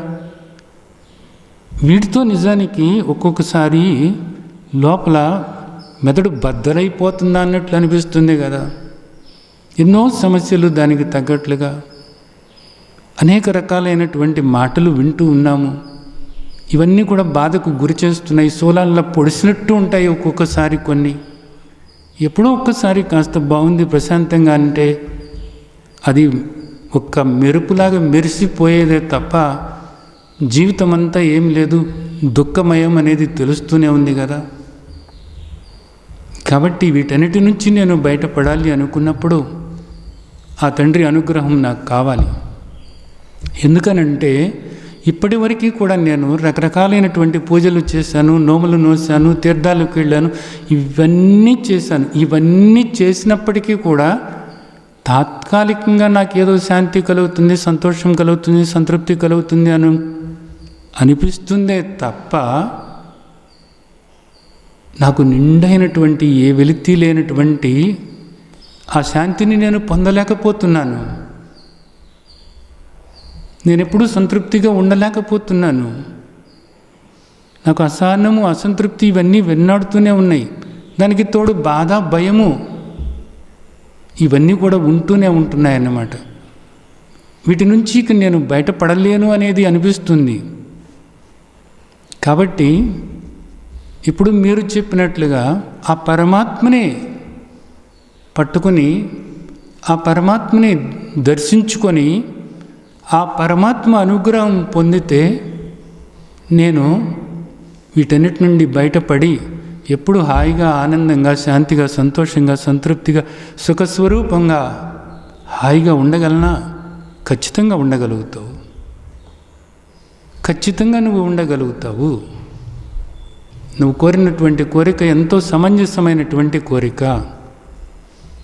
ఆ పరమాత్మని పట్టుకోవాలి, ఆ పరమాత్మని దర్శనం చేసుకోవాలి, ఆ పరమాత్మ అనుగ్రహమే నువ్వు పొందాలి. మరి ఈ రెండు ఎలా నెరవేరుతాయి నాకు? ఆయన ఇప్పుడు ఎక్కడ ఉన్నట్లు? ఏదో ఊరిలో ఎక్కడో పని, ఎంత దూరమైనప్పటికీ కూడా ఎన్ని రాష్ట్రాలైనా దాటి ఏదో విధంగా వ్యయ ప్రయాసాలు కోర్చి ప్రాణం మీదకి తెచ్చుకుని కూడా నేను అక్కడికి వెళతాను. కానీ అలా ఎక్కడ ఏ రూపంతోనూ లేరు ఆయన అంటున్నారు మీరు. పైపెచ్చు అంతటా ఉన్నారు అంటున్నారు. అలాంటి ఏ రూపము లేనటువంటి ఆ తండ్రిని నేను ఎలా దర్శనం చేసుకోగలను? అలాగే ఆ తండ్రి యొక్క అనుగ్రహాన్ని నేను ఏ విధంగా పొందగలను? వీటికి నాకు సమాధానం కావాలి. ఇప్పుడు వీటికి సమాధానం ఏమిటి అంటే, ఒక విషయం నువ్వు ఆలోచించు. నీవు గుడికి వెళ్తావు. గుడికి వెళ్ళినప్పుడు గుళ్ళో దేవుడు ఉన్నాడు. ఆ దేవుడిని దర్శించుకోవటానికి నువ్వు వెళ్తావు కదా. వెళ్ళే ముందు నువ్వు ఎట్లా వెళ్తున్నావు? ఎట్లా వెళ్తావు? తలస్నానం చేసి మంచి బట్టలు కట్టుకొని శుభ్రంగా దేవుడికి కావాల్సినటువంటి కొబ్బరికాయ, పూలు ఇలాంటివన్నీ తీసుకొని వెళతావు. అంటే శుచిగా, శుభ్రతతో వెళతావు. అవునా కాదా? అవును. మరి అలాగే పరమాత్మ దర్శనం చేసుకోవాలి అన్నా కానీ ఇలాంటిది ఒకటి అవసరం ఉంది. నువ్వు ఏ గుడికన్నా వెళ్ళాలన్నా, లేదా నీ పూజ గదిలోకి వెళ్ళాలన్నా నువ్వు స్నానం చేయకుండా వెళ్ళవు. అలా కాకుండా పొద్దున్నే లేచి ముఖం కడుక్కోకుండా బాత్రూమ్కి వెళ్ళకుండా, లేకపోతే బాత్రూమ్కి వెళ్ళొచ్చేసి నువ్వు స్నానం చేయకుండా ఆ బట్టలతోనే, ఆ మురికితోనే నీ పూజ గదిలోకి వెళ్తావా? వెళ్ళవు కదా. అలాగే గుడికి అలా వెళ్ళవు కదా. శుభ్రంగా స్నానం చేసి, వీలైతే పొట్టుబట్టలు కట్టుకొని, మడి కట్టుకొని, ఇవన్నీ కూడా చేసుకుని, మరలా ఈ లోపల కర్మజాలకు ఒకటో రెండో వస్తే మరలా బాత్రూమ్కి వెళ్ళి మళ్ళీ స్నానం చేసుకుని, మళ్ళీ తల స్నానం చేసుకుని మరలా బట్టలు అవన్నీ ఇసిరేసి కొత్త బట్టలు కట్టుకొని అప్పుడు నువ్వు వెళ్తావు కదా. గుళ్ళోకి వెళ్ళినా, నీ పూజ గదిలోకి వెళ్ళినప్పటికీ కూడా దానికి ముందంతా కూడా పూజ గది అంతా కూడా శుభ్రం చేసుకుని దాన్నంతా కూడా తుడిచిపెట్టుకుని అక్కడ ఉన్నటువంటి మాలిన్యం అంతా కూడా తీసి అవతల పాడేసి పూజ గది ముందు శుభ్రం చేసుకుంటావు కదా. ఇవన్నీ కూడా చేస్తావు కదా. అప్పుడు నువ్వు ఆ భగవంతుడిని అలా దర్శించాలని అనుకుంటావు కదా. గుళ్ళో కూడా అంతే కదా జరిగేటటువంటిది. ఇక్కడ కూడా ఆ పరమాత్మను దర్శించాలి అన్నప్పుడు ఇది కావాలి. ఏది కావాలి? ఈ శుభ్రత కావాలి. దానికే మేము శుభ్రంగా ఉంటాం. ఏం శుభ్రంగా ఉంటావు?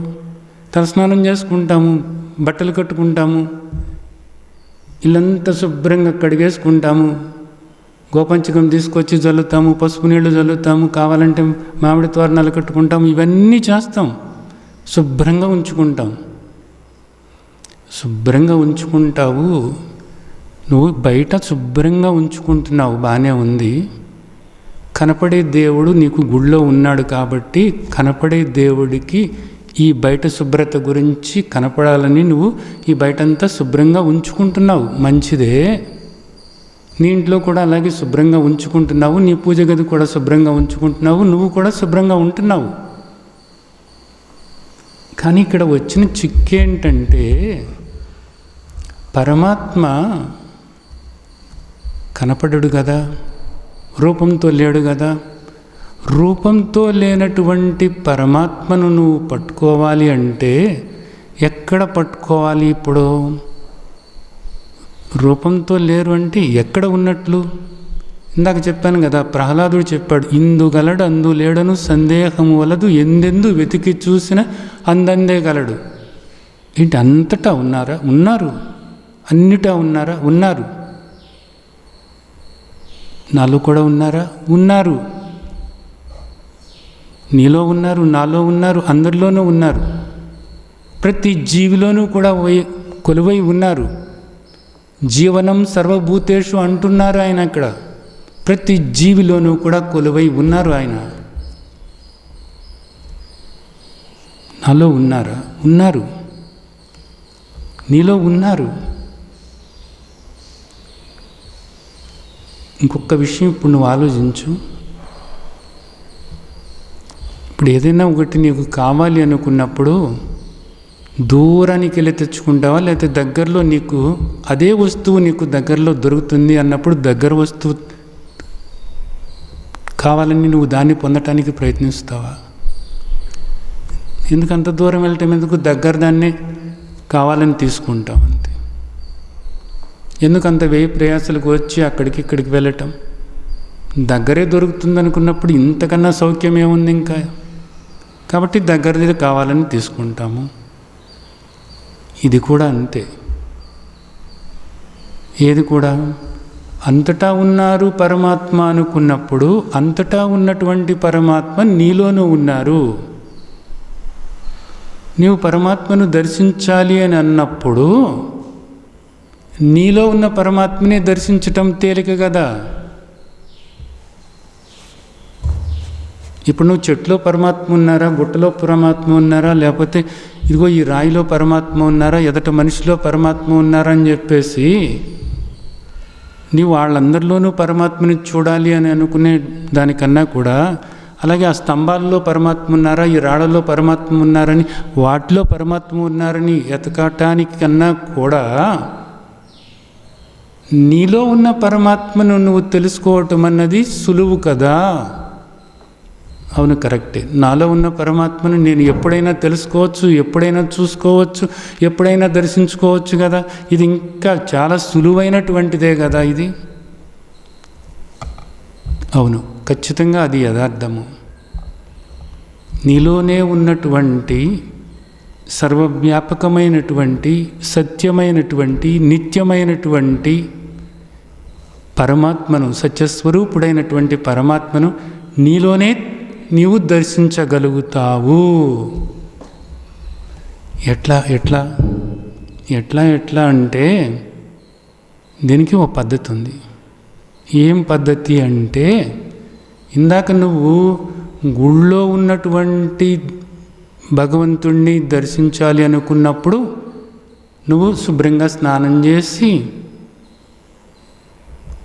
తలస్నానం చేసి, మంచి బట్టలు ధరించి, అలాగే బొట్టది పెట్టుకొని, కాస్త గంధం అది రాసుకుని అక్కడ నువ్వు అలా వెళ్తున్నావు. అలాగే గుళ్ళో భగవంతుణ్ణి అలా చూడాలనుకున్నప్పుడు అలా చేస్తూ, ఇంట్లో భగవంతుణ్ణి చూడాలనుకున్నప్పుడు, నీ పూజ గదిలో భగవంతుడి దగ్గరికి వెళ్ళాలనుకున్నప్పుడు కూడా అవంతా శుభ్రం చేసుకుని, ఇల్లంతా శుభ్రం చేసుకుని, నీవు కూడా శుభ్రపడి అప్పుడు నీ పూజ గదిలోకి వెళ్ళి నువ్వు ఆ దేవుడిని నువ్వు దర్శిస్తున్నావు, ఆ దేవుడిని నువ్వు ఆరాధిస్తున్నావు. ఇక్కడ కూడా నీలో ఉన్నటువంటి భగవంతుణ్ణి నువ్వు తెలుసుకోవాలి అనుకున్నప్పుడు ఇక్కడ కూడా ఆ శుభ్రత అనేటటువంటిది చాలా అవసరము. దీన్నే శౌచం అంటున్నారు.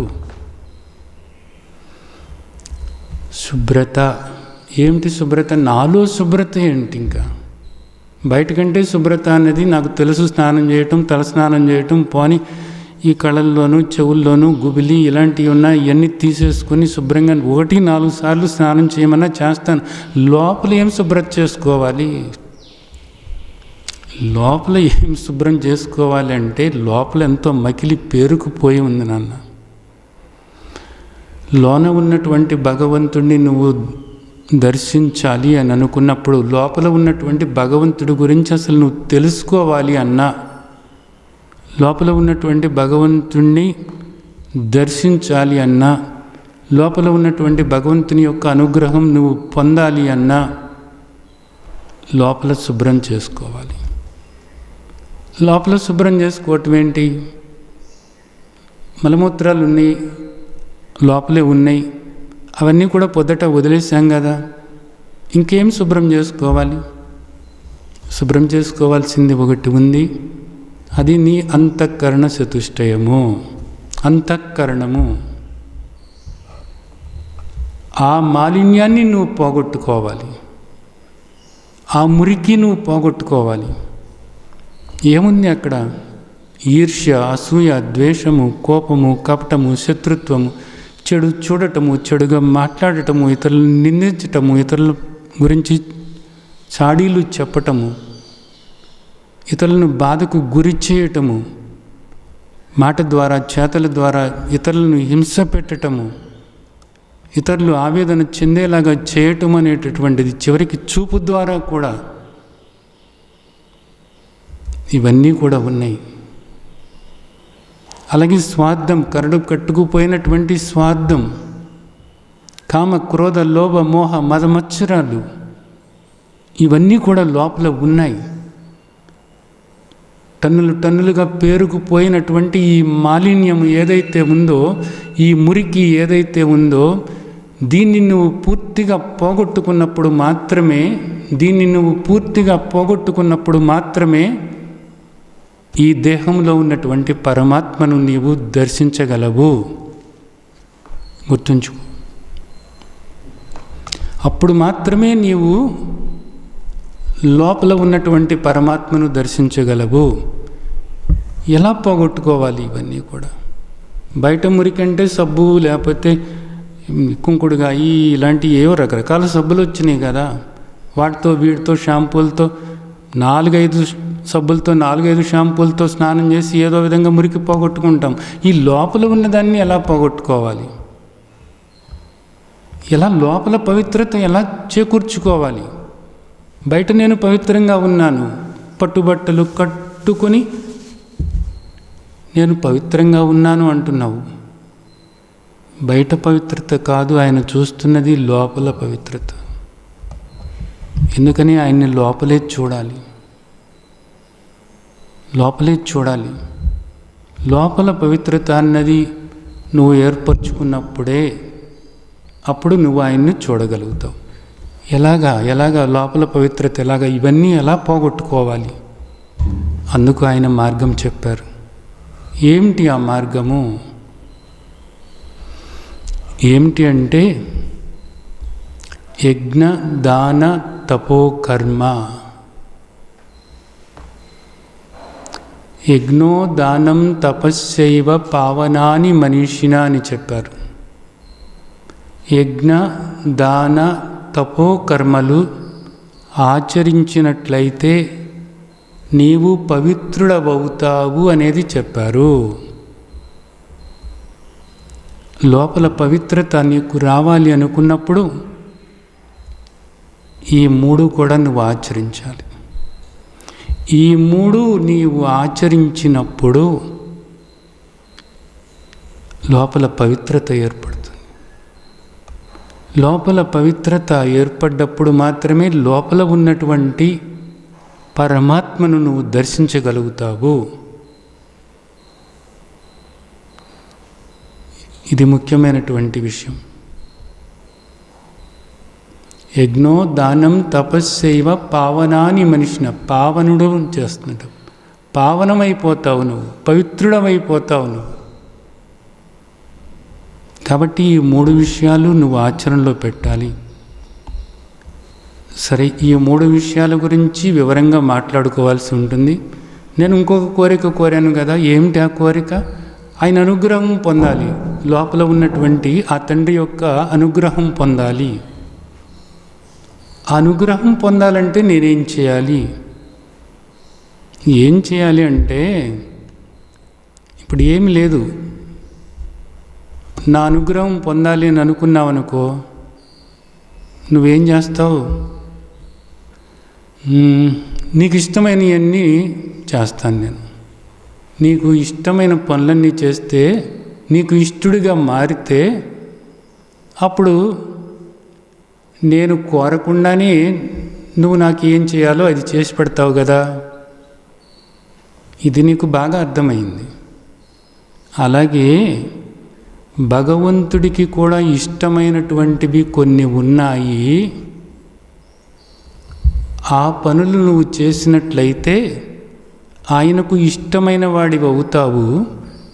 ఆయనకు ఇష్టమైన వాడివి అయినప్పుడు ఆయన అనుగ్రహాన్ని నువ్వు పొందుతావు.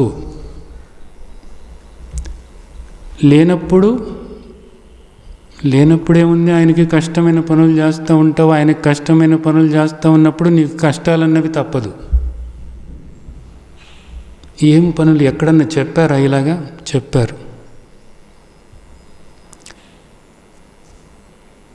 ఏమని చెప్పారు? యజ్ఞార్థాత్ కర్మణో అన్యత్ర లోకోయం కర్మబంధన అని చెప్పారు. యజ్ఞం కొరకు కర్మలు చేయాలట. యజ్ఞం అంటే ఏంటి? యజ్ఞం అంటే యజ్ఞ గుండము అలాంటివి ఉంటాయి కదా. ఇక్కడ ఆ యజ్ఞం కాదు. శృతిమాత ఏం చెప్పిందంటే యజ్ఞో వై విష్ణు అని చెప్పింది. యజ్ఞము అంటే ఆ పరమాత్మే అని చెప్పింది. యజ్ఞార్థాత్ కర్మణు అన్యత్ర లోకోయం కర్మబంధన. ఏమవుతుందట? ఆయనకు ఇష్టమైనటువంటి, ఆయనకు ప్రీతి కలిగించేటటువంటి కర్మలు చేయాలి.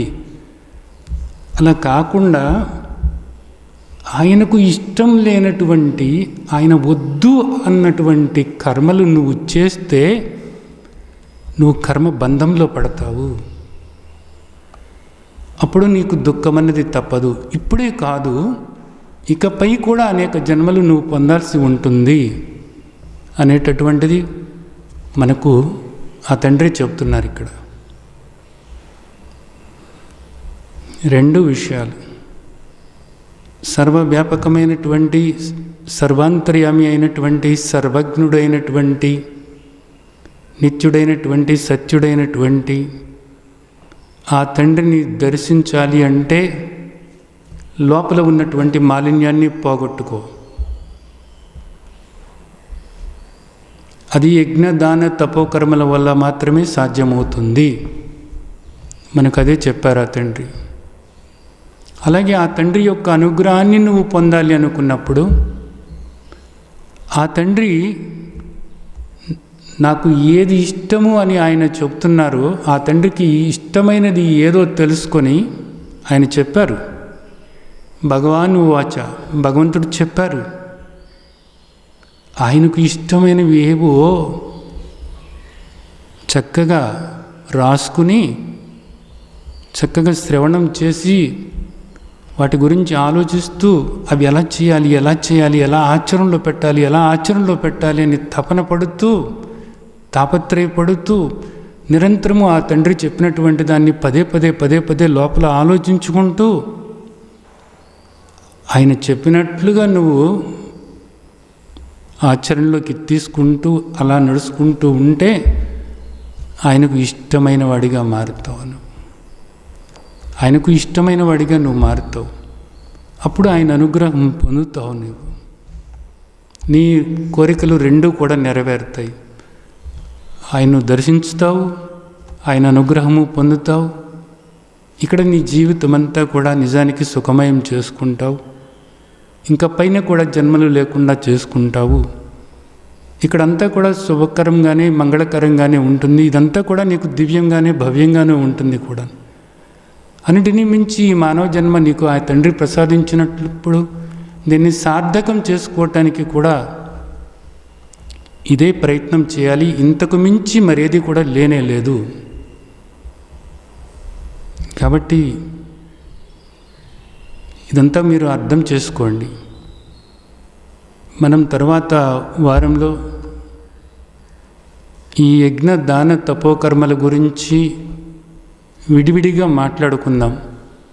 యజ్ఞం అంటే ఏంటి, ఎలా చేయాలి అనేటటువంటిది, అలాగే దానం అంటే ఏమిటి, ఏ దానం చేయాలి, ఎలా చేయాలి అనేటటువంటిది, అలాగే అసలు తపస్సు అంటే ఏమిటి, ఆ తపస్సు ఎలా చేయాలి అనేది, ఎలా చేస్తే మన తండ్రికి ఇష్టమైనది అనేటటువంటిది, ఇవన్నీ కూడా ఒక్కొక్క దాని గురించే మనం మాట్లాడుకుందాం. అలాగే మనకిష్టమైనటువంటిది అన్నిటికన్నా ఆ తండ్రి అనుగ్రహాన్ని పొందటానికి ఆ తండ్రికి ఏది ఇష్టమో ఆ రహస్యం ఏమిటో కూడా మనం నెమ్మదిగా తెలుసుకుని ఆ తండ్రికి ఇష్టమైన పనులు చేసుకుంటూ ఆ తండ్రికి ఇష్టమైన వాడిగా మనం మారుతూ ఆ తండ్రి అనుగ్రహాన్ని పొందుదాం. ఈ జన్మ ఆ విధంగా సార్థకం చేసుకుందాం. మీరందరూ కూడా దీని మీద ఆలోచిస్తారని, దీనికి మీరందరూ కూడా సిద్ధమవుతారని, ఆ తండ్రికి ఇష్టమైన వాళ్ళుగా మారి ఆ తండ్రి అనుగ్రహాన్ని పొంది ఇక్కడ జీవితం అంతా కూడా సుఖమయం చేసుకుంటారని, ఈ దుఃఖం నుంచి బయటపడతారని ఆశిస్తూ ఆ విధంగా ఆశీర్వదిస్తున్నాను. జై సచ్చిదానంద్.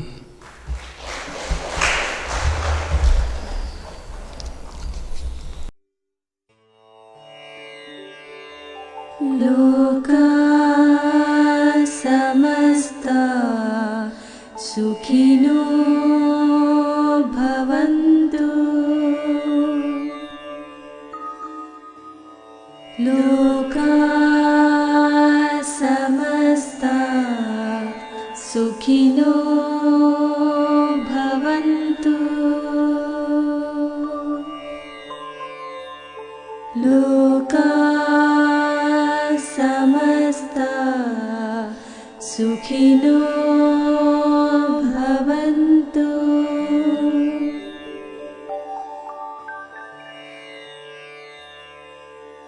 ఓం శాంతి శాంతి శాంతి.